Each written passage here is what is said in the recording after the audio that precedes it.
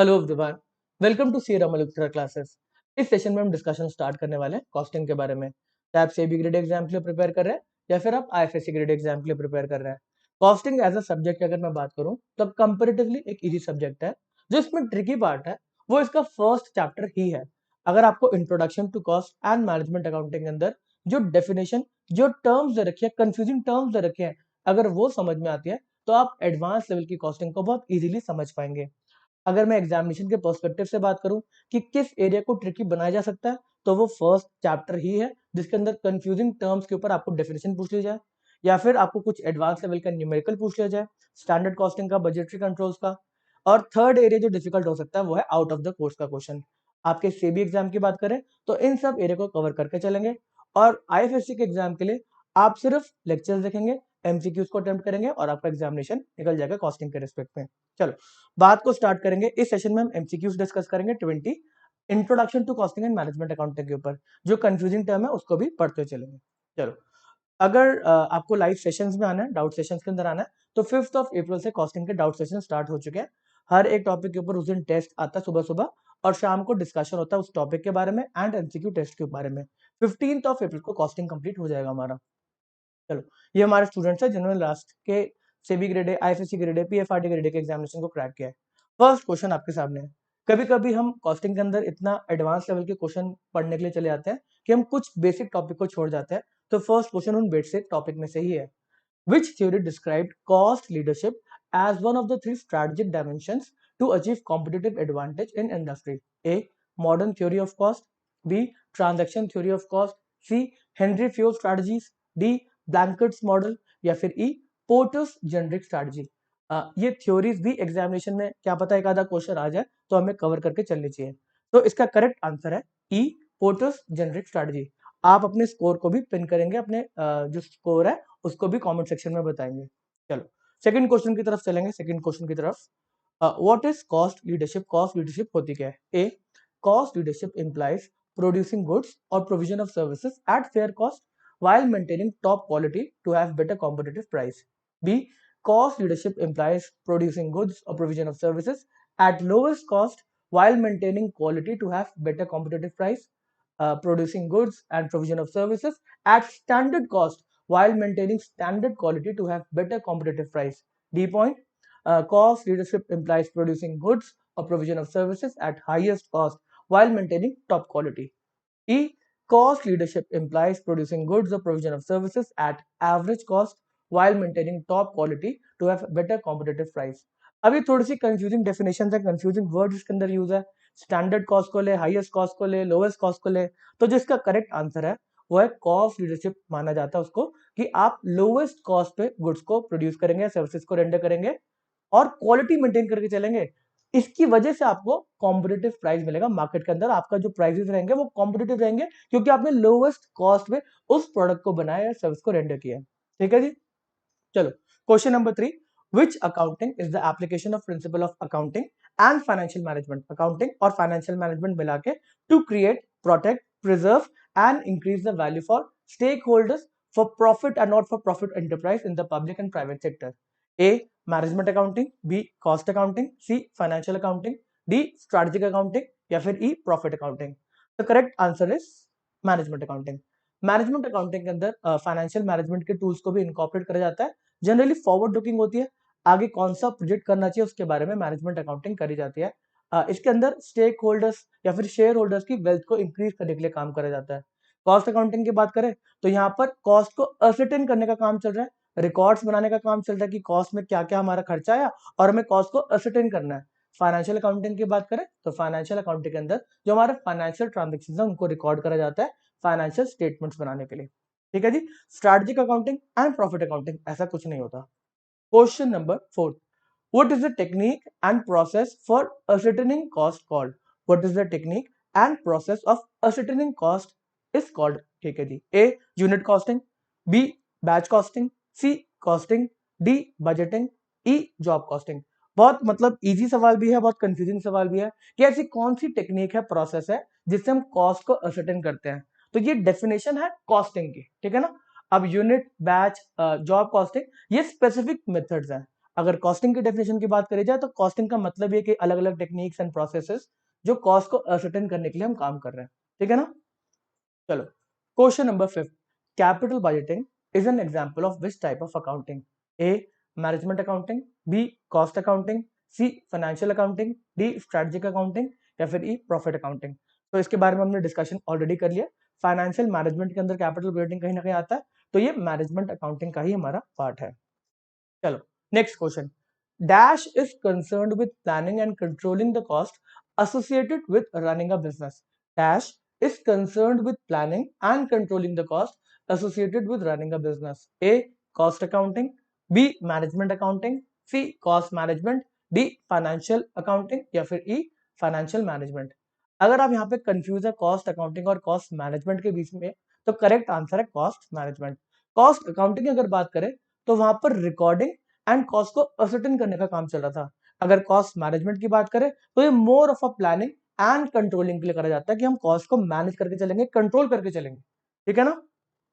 Okay, question number 7, which of the following statement is true with respect to cost control and cost reduction? Cost control की बात करें तो यहाँ पर cost को एक लेवल पे मेंटेन करके रखा जाता है ताकि मतलब हमारी क्वालिटी भी खराब ना हो और कॉस्ट ज्यादा भी ना बढ़ जाए, कंट्रोल करके चलो।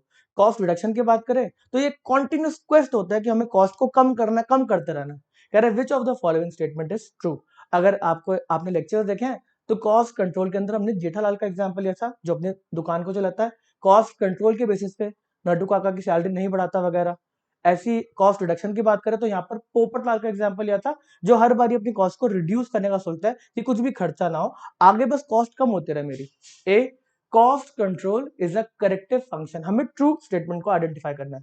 B cost reduction is a continuous process. C cost control emphasis is on present and future. D standard costing is a cost reduction tool. E all of the above statements are incorrect. So the correct statement is B cost reduction is a continuous process. Cost reduction की तरफ अगर आप involve है तो आप हर बार सोचेंगे यार cost कम होती रहे, कम होती रहे। फर्स्ट अगर पॉइंट की बात करें cost control is a corrective function, तो ऐसा नहीं है, cost control is a preventive function, वो प्रिवेंट करके चलता है जी मेरी कॉस्ट ज्यादा ना बढ़ जाए। Cost reduction is a corrective function. C point, cost control emphasise करता है प्रेजेंट एंड फ्यूचर के ऊपर, ऐसा नहीं है, कॉस्ट कंट्रोल एम्फोसाइज करता है प्रेजेंट एंड पास्ट के बारे में। कॉस्ट रिडक्शन कहता है कि फ्यूचर के अंदर हमारी कॉस्ट और कम होनी चाहिए, तो कॉस्ट रिडक्शन एम्फोसाइज करता है प्रेजेंट एंड फ्यूचर के बारे में। Standard costing is a cost control का टूल। स्टैंडर्ड कॉस्टिंग के अंदर स्टैंडर्ड सेट करे जाते हैं कि इतनी कॉस्ट रहनी चाहिए, इससे ज्यादा नहीं जानी चाहिए, तो एक कॉस्ट कंट्रोल का टूल है, ना कि कॉस्ट रिडक्शन का। ओके जी, नेक्स्ट क्वेश्चन आता है, question number 8, Who among the following is an external user of cost records? अब आपके एग्जामिनेशन में इस पॉइंट के ऊपर एक क्वेश्चन आ चुका है, कह रहा भाई कॉस्ट रिकॉर्ड्स का एक्सटर्नल यूजर कौन है? A managers, B operation level staff, C independent directors, D share holders, E all of the above are internal users of cost record. सबसे पहली बात, कॉस्ट रिकॉर्ड्स जनरली आप मार्केट में दिखाते नहीं किसी को, पब्लिकली ओपन नहीं करते, क्योंकि आपका उसके अंदर क्या कहते हैं बिजनेस के एलिमेंट्स इन्वॉल्व होते हैं, लोगों को पता चल जाएगा आपकी कॉस्ट कितनी है, फिर उससे आपको जज करा जाएगा। ऐसे एक बार एप्पल का जो फोन की कॉस्ट है वो डिस्क्लोज हो गई थी कि कितना इनको बनाने का कॉस्ट आता है, तो कहीं ना कहीं रेपुटेशन खराब होती है अगर ज्यादा मार्जिन वगैरह होते तो। बट कभी ना कभी गवर्नमेंट किसी केसेस के अंदर बोलती है कि आप कॉस्ट को डिस्क्लोज करेंगे। अगर आप कुछ असेंशियल मेडिकल सप्लाईज बना रहे हैं या फिर आप डिफेंस मैन्युफैक्चरिंग, डिफेंस इक्विपमेंट्स की मैन्युफैक्चरिंग में, तो वहां पर कॉस्ट रिकॉर्ड्स को आपको पब्लिक करना जरूरी हो जाता है, कोई वैक्सीन वगैरह बन रही है तो। अब यहाँ पर पूछा गया कौन सा बंदा, कौन सा एक बंदा एक एक्सटर्नल यूजर है, कौन सी एक पार्टी एक्सटर्नल यूजर है? तो the correct answer is share holders. Share holders कभी भी इंटरनल यूजर नहीं होते। इंटरनल यूजर्स जो काम करने में इन्वॉल्व है, जो मैनेजमेंट है, ठीक है ना, managers, operation level staff, independent director, ये काम कर रहे हैं एक बिजनेस के अंदर आके, कंपनी के अंदर आके, ये इंटरनल यूजर्स हैं। उनके अलावा सारे के सारे bankers, tax authorities, government, share holders, सारे के सारे एक्सटर्नल यूजर्स हैं। Question number 9. In dash analysis, each activity within an entity is segmented to analyze and identify value added and non-value added activities. A. ABC, ABC costing होती है, activity based costing. B. Efficiency. C. Value chain. D. Critical या फिर E. Value added. So the correct answer is, आपसे definition पूछी गई, उस analysis का नाम मांगा गया, तो नाम है उसका वैल्यू चेन एनालिसिस। इस एनालिसिस के अंदर कौन सी वैल्यू एडेड एक्टिविटीज है, कौन सी जो वैल्यू ऐड नहीं करती वो एक्टिविटीज है, उनको सेग्रीगेट करा जाता है। ठीक है ना। चलो question number 10, dash process of is of finding out the factors responsible for variance in actual cost from the budgeted cost and accordingly fixing the responsibility for cost differences. A, cost accounting. B, cost analysis. C, cost comparison. D, cost control. या फिर E, cost reports. तो यहाँ पर accounting वाली बात recording के उसको side में रखो, रिपोर्ट वाली बात साइड में रखो, वो तो एंड का पार्ट है जब रिपोर्ट्स बनाई जाती है। कंट्रोल की बात करें कॉस्ट कंट्रोल की, तो वो कंट्रोलिंग एक फंक्शन है कि कॉस्ट को चेक में रखता है। अब यहाँ पे जो दिक्कत है भाई, जो वेरिएंस निकालने हैं वो दो जगह हमें दिख रहे हैं, या तो कॉस्ट एनालिसिस में जा सकता है या फिर कॉस्ट कंपैरिजन में जा सकता है, कंपैरिजन में। तो इसका करेक्ट आंसर है कॉस्ट एनालिसिस। अगर कंपैरिजन की बात करें तो कंपैरिजन जनरली टाइम के बेसिस पे या फिर किसी और इंडस्ट्री से या फिर अगर हमने कोई और प्रोडक्ट बनाया होता उसके बेसिस पे करा जाता है। एनालिसिस होता है कि हमारा बनाने में, एक पर्टिकुलर प्रोडक्ट को बनाने में कितनी कॉस्ट लगी और कितना हमने स्टैंडर्ड सेट कर रखा था। कंपैरिजन क्या है कि इस साल मेरा प्रोडक्ट कितने रुपए का बना और ये पिछले साल कितने का बना था, अगर मैं कोई और टेक्नोलॉजी को यूज करता तो फिर मेरा प्रोडक्ट कितने का बनता, वो कॉस्ट कंपैरिजन वगैरह होते हैं। ओके जी। चलो नेक्स्ट क्वेश्चन आता है, dash is anything for which a separate measurement of cost is required. A, cost driver की सेपरेट मेजरमेंट रिक्वायर्ड होती है। B, cost centre. C, cost concept. D, cost unit. या फिर ई, कॉस्ट ऑब्जेक्ट। तो the correct answer, यही confusing definition है, correct answer है cost object. Cost object मतलब अगर आप कुछ भी कॉस्टिंग वगैरह कर रहे हैं, कुछ आप प्रोडक्ट्स वगैरह बना रहे हैं, तो जिस भी पर्पस, जिस भी काम को आप कर रहे हैं, अगर उसके लिए स्पेसिफिक कॉस्ट को आप आइडेंटिफाई करना है आपको कि यार ये वाला पर्टिकुलर क्या कहते हैं मटेरियल मेरी इस प्रोडक्ट में लग रहा है, तो आपके लिए वो कॉस्ट ऑब्जेक्ट है, ये मेरा कॉस्ट का ऑब्जेक्ट है। अगर ड्राइवर्स की बात करें तो कॉस्ट ड्राइवर्स वो होते हैं जो आपके प्रोडक्ट या फिर आपकी सर्विस की कॉस्ट को इंपैक्ट करते हैं। कॉस्ट सेंटर्स की बात करें तो इनको रिस्पॉन्सिबल रखा जाता है कि जितना भी कॉस्ट का इंकरेंस हो रहा है, जो भी कॉस्ट इंकर करी जा रही है, कॉस्ट सेंटर को रिस्पॉन्सिबल रखा जाएगा। ये एक रिस्पॉन्सिबिलिटी सेंटर है। कॉस्ट कॉन्सेप्ट ऐसा कुछ नहीं होता, अकाउंटिंग का टर्म है। कॉस्ट यूनिट की बात करें तो जिसमें मेजर करा जाता है एक कॉस्ट को, अगर इलेक्ट्रिसिटी मेजरमेंट की बात करें तो वो किलोवाट के अंदर मेजर करी जाती है। अगर आपका ट्रांसपोर्ट इंडस्ट्री में है तो पैसेंजर किलोमीटर के ऊपर आपको कॉस्ट यूनिट रखा जाएगा। ऐसी कॉस्ट ऑब्जेक्ट है जिसका सेपरेट मेजरमेंट रिक्वायर्ड होता है, उसको कॉस्ट ऑब्जेक्ट बोलते हैं। ओके जी। नेक्स्ट क्वेश्चन आता है question number 12, which of the following is a cost driver. Driver के ऊपर क्वेश्चन आगे, कौन सी चीजें इंपैक्ट करेंगी कॉस्ट को ड्राइव करके ऊपर लेके जाएंगी या फिर नीचे लेकर आएंगी। A, number of quality control test performed. B, number of purchase orders. C, are spent on production inspection, product inspection, जो प्रोडक्ट हो रहा है उसका कितने बार इंस्पेक्शन हो रहा है, कितना आर लगे। D, level of activity. E, all of the above are cost drivers. अगर आप बात को समझे, लेवल ऑफ एक्टिविटी से बात करते हैं। अगर आप पहले 1 लाख यूनिट्स बना रहे थे और फिर आप 2 लाख यूनिट्स बना रहे हैं, आपकी लेवल ऑफ एक्टिविटी बढ़ गई। पहले आप 50% ऑफ फैक्ट्री पे काम करते हैं, अब आप 100% पे ऑपरेट कर रहे हैं। तो यहाँ पर अगर आप ज्यादा काम करें, लेवल ऑफ एक्टिविटी बढ़ गया, तो ऑब्वियसली कॉस्ट का ड्राइवर है, कॉस्ट बढ़ जाएगी। ऐसी जितने आवर्स आप स्पेंड करेंगे इंस्पेक्शन के ऊपर, आपकी कॉस्ट बढ़ेगी। नंबर ऑफ परचेज ऑर्डर्स अगर ज्यादा होंगे तो ज्यादा परचेज ऑर्डरिंग कॉस्ट ज्यादा बढ़ जाएगी। ए पॉइंट की बात करें, number of quality control test, जितने ज्यादा टेस्ट उतनी ज्यादा आपकी कॉस्ट। तो हर एक जो आपको एग्जांपल दे रखा है वो एक कॉस्ट का ड्राइवर है। ठीक है जी। Okay, question number 13, the performance of which responsibility centre is measured against predetermined standards और budget. The performance of which responsibility centre, इनमें से कौन सा responsibility centre, cost centres, revenue centres, profit centre, investment centre या capital centre, predetermined standards या budget बनाते हैं, उससे चेक करी जाती है, मेजर करी जाती है, जो कि है कॉस्ट सेंटर्स। पहले से स्टैंडर्ड सेट कर दिए जाते हैं, उसके बेसिस पे जितना इनका खर्चा आता है तो हम बताते हैं जी रिस्पॉन्सिबिलिटी सेंटर, कॉस्ट वाला रिस्पॉन्सिबिलिटी सेंटर इधर आओ, आपके लिए हमने इतना स्टैंडर्ड, इतना बजट बनाया था, आपने खर्चा ज्यादा कर दिया, आपने ज्यादा कॉस्ट इंकर कर दी। चलो question number 14, research and development department expense is part of which responsibility centre. Research and development expense हो रहा है तो एक किस रिस्पॉन्सिबिलिटी सेंटर में डाला जाएगा। अगर रिस्पॉन्सिबिलिटी सेंटर्स की बात करें तो एक कॉस्ट सेंटर होता है जो कॉस्ट को कंट्रोल में रखने के लिए, उसको चेक में रखने के लिए रखा जाता है। एक होता है रेवेन्यू सेंटर्स जो रेवेन्यू को इंकर करने के लिए रिस्पॉन्सिबल रहता है। एक होता है प्रॉफिट सेंटर जो दोनों का ध्यान रखता है, कॉस्ट सेंटर्स का भी, रेवेन्यू सेंटर का भी, ताकि प्रॉफिट बनाया जा सके। इन्वेस्टमेंट सेंटर की बात करें तो यहाँ पर जो एक्स्ट्रा कैपिटल वगैरह होता है उसके इन्वेस्टमेंट का ध्यान रखा जाता है कि इसको इन्वेस्ट करके हम ज्यादा रिटर्न्स कमाएंगे, रिटर्न ऑन इन्वेस्टमेंट्स कमाएंगे। अगर आपको जो बेटर तरीका है एक पर्टिकुलर आपको अगर एग्जांपल दे दिया कि कौन से सेंटर का पार्ट है, किस रिस्पॉन्सिबिलिटी सेंटर को उसका ध्यान रखना है, तो आप उसको कोशिश करेंगे रेवेन्यू, प्रॉफिट एंड इन्वेस्टमेंट में क्लासिफाई करने का। अगर यहाँ पे क्लासिफाई नहीं हो रहा तो हर एक एक्सपेंस हमारा कॉस्ट सेंटर का हो जाएगा।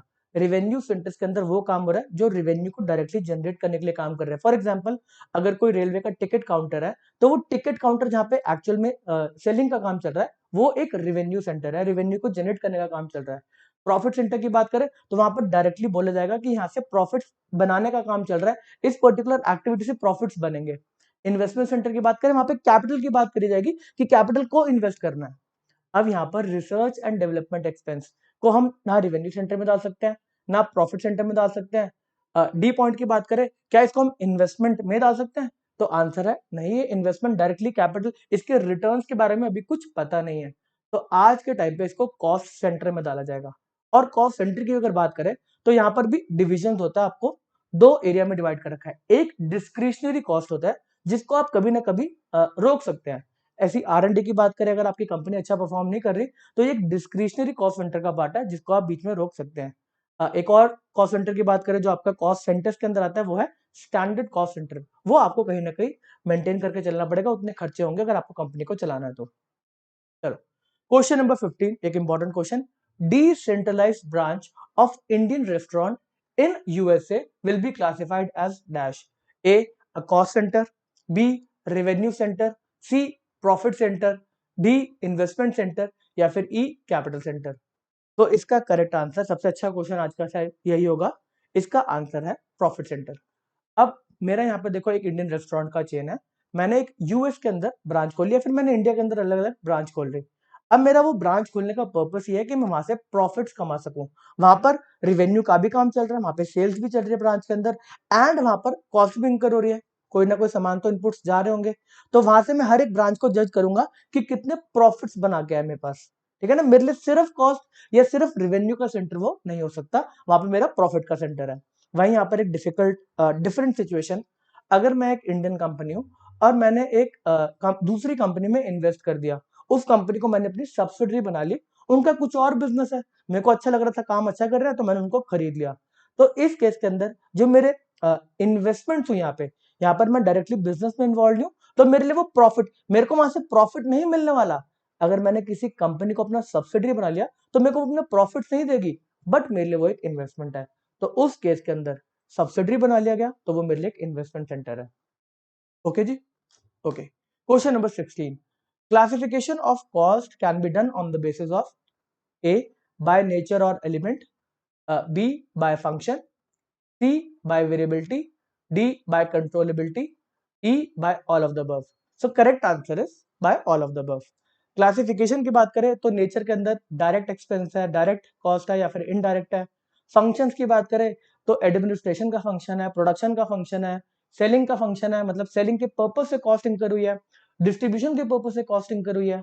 नेचर की बात करें डायरेक्ट इनडायरेक्ट हो गया, सी पॉइंट। वेरिएबिलिटी की बात करें तो कुछ फिक्स्ड कॉस्ट होती है, कुछ सेमी वेरिएबल होती है, या फिर कुछ वेरिएबल होते हैं जो डायरेक्टली प्रोडक्शन के साथ वेरी करती है। डी पॉइंट की बात करें कंट्रोलेबिलिटी, कुछ कॉस्ट को आप कंट्रोल कर सकते हैं, कुछ अनकंट्रोलेबल कॉस्ट होती है। ठीक है, तो हर एक बेसिस पे आप कॉस्ट को क्लासिफाई कर सकते हैं जो भी आपको ऑप्शन दे रखे हैं। ओके, नेक्स्ट क्वेश्चन आता है, an expense which is classified as administration cost. आपने एडमिन पर्पस के लिए कुछ खर्चा किया, आपने कोई लोगों को बिठा रखा है अपने ऑफिस के अंदर जो एचआर का काम वगैरह कर रहे हैं, तो क्या उसको क्लासिफाई किस तरीके से करा गया? ए बाय नेचर क्लासिफिकेशन हुई, बी बाय फंक्शन क्लासिफिकेशन हुई, सी बाय वेरिएबिलिटी क्लासिफिकेशन हुई, D by controllability, E by cost for managerial decision making. तो the correct answer is by function. बोल देना ऊपर, एडमिनिस्ट्रेशन का फंक्शन ही तो है, बोला कि एडमिनिस्ट्रेशन की कॉस्ट है, तो एडमिनिस्ट्रेशन अपने आप में तो एक फंक्शन है, तो इसको ये गलत है, हमने जो एरो है वो गलत है, बाय फंक्शन होगा। ठीक है ना, बाय नेचर बाय एलिमेंट का मतलब है डायरेक्ट और इनडायरेक्ट एक्सपेंसेस, डायरेक्ट और इनडायरेक्ट कॉस्ट। ओके, देखो नीचे आपको जो एक्सप्लेनेशन दे रखे हैं वहां पर भी समझा रखा है कि प्रोडक्शन एक फंक्शन है, एडमिनिस्ट्रेशन एक फंक्शन है, सेलिंग एक फंक्शन है, डिस्ट्रीब्यूशन R&D सारे एक फंक्शन है। Okay, question number 18. Which of the following statement is false? A. Abnormal costs are controllable.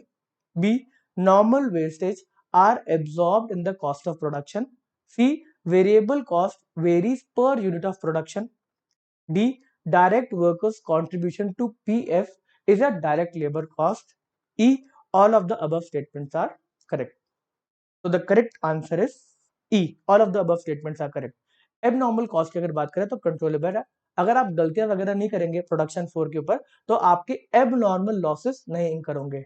B point की बात करें, जो नॉर्मल वेस्टेज, जो नॉर्मल आपका लॉसेस वगैरह होते ही है तो उसको आपको रिकवर करना होता है अपने प्रोडक्ट के अंदर, उसकी कॉस्ट को इंक्लूड करके। आप लोगों से रिकवर करोगे ना, जनरली कुछ वेस्टेज 5% की वेस्टेज हो जाती है जब आप प्रोडक्शन वगैरह करते हैं, तो ऐसा तो नहीं है कि 5% का जो प्रोडक्ट की जो वेस्टेज हुई उसकी कॉस्ट को आप हटा देंगे, नहीं, उसको भी आपको रिकवर करना है जब आप अपने फिनिश गुड्स को सेल ऑफ करेंगे। तो इसलिए नॉर्मल वेस्टेज को, जो नॉर्मली वेस्टेज होता है उसको आप एब्जॉर्ब करते हैं कॉस्ट ऑफ प्रोडक्शन के अंदर।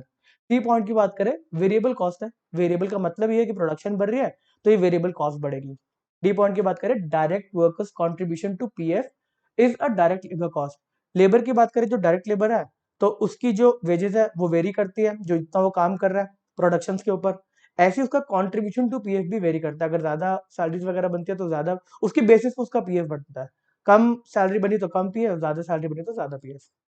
Okay, question number 19, which of the following pairs are the best example of semi variable cost. Semi variable एक टाइम तक फिक्स्ड फिर वेरी करेगी। A rent and rates, B labour and material, C salaries and bonus, D road fund licence and petrol, E electricity and gas. तो the correct answer is electricity and gas. आपके घर में जो भी bills वगैरह आते हैं कुछ फिक्स चार्ज होता है, उसके बाद आपके यूजेज के ऊपर आपसे पैसे लिए जाते हैं। रेंट्स की बात करें तो वो फिक्स्ड रहता है, महीने का कितना रेंट देना है। लेबर की बात करें तो प्योर वेरिएबल है, जितना काम कराओगे उतना पैसा लेंगे। टी पॉइंट की बात करें, सैलरी एंड बोनस, तो सैलरी कहीं ना कहीं फिक्स्ड रहती है, बोनस पार्ट आपका वेरिएबल हो सकता है, बट दोनों पेयर के बारे में आपसे पूछा गया है कि सेमी वेरिएबल कॉस्ट, सैलरी अपने आप में फिक्स्ड कॉस्ट ही है, ठीक है। डी पॉइंट की बात करें, road fund licence and petrol, G petrol की बात करें तो वेरिएबल कॉस्ट है, अगर आप क्या कहते हैं जितनी गाड़ी को चलाएंगे उतना पेट्रोल ज्यादा लगेगा। ओके, लास्ट क्वेश्चन आता है आज का, a company is reviewing it's cost, it discovers the following in respect of factory supervision expense. कह रहा है फैक्ट्री के सुपरविजन एक्सपेंस कितना आपको बताया गया, कह रहा है 8000 प्रोडक्ट्स को बनाया गया, आउटपुट्स को बनाया गया, तो सुपरविजन कॉस्ट आई 80 रुपीज पर यूनिट। तो इससे मैं अपना मतलब कॉस्ट को निकाल सकता हूँ ना सुपरविजन की, 8000 यूनिट्स इंटू 80 अगर मैं कर दूं तो कितना निकल कर आ जाएगा, 8 8 64, 6,40,000 निकल कर आ जाएगा, 6,40,000 निकल कर आ जाएगा, ठीक है। अगर बात करें, कह रहा है कि अब यूनिट्स जो है वो बढ़ के 10,000 हो गई है और सुपरविजन कॉस्ट अभी 64 रह गई है। अब 64 इंटू 10,000 करेंगे तो कितना निकल कर आएगा, अच्छा ऊपर आपका 64,000 आ रहा था कि ना, 6,40,000 ही निकल कर आ रहा है। अब यहाँ पर 10,000 यूनिट्स इंटू 64 कर देंगे तो 6,40,000 के भी आपकी कॉस्ट लगा रही है 6,40,000 की। तो कह रहा है विच type of cost is this an example of, a semi variable cost है ये, बी स्टेप्ड फिक्स्ड कॉस्ट है ये, सी वेरिएबल कॉस्ट है, डी फिक्स्ड कॉस्ट है, या फिर ई डायरेक्ट कॉस्ट है। तो द करेक्ट आंसर इज ये फिक्स्ड कॉस्ट है, पहले भी 6,40,000 की थी और अभी भी 6,40,000 की ही ये कॉस्ट है, ठीक है जी। तो आज के आपके 20 एमसीक्यू समाप्त होते हैं। नेक्स्ट सेशंस में आपसे और भी टॉपिक के ऊपर डिस्कशन करने के लिए मिलते रहेंगे यूट्यूब के ऊपर। अगर आपको कोई डाउट्स वगैरह आते हैं तो मेरी एप्लीकेशन पे जाके आप पूछ सकते हैं। इस सेशन को यहीं पे समाप्त करते हैं। Okay, tata, bye bye.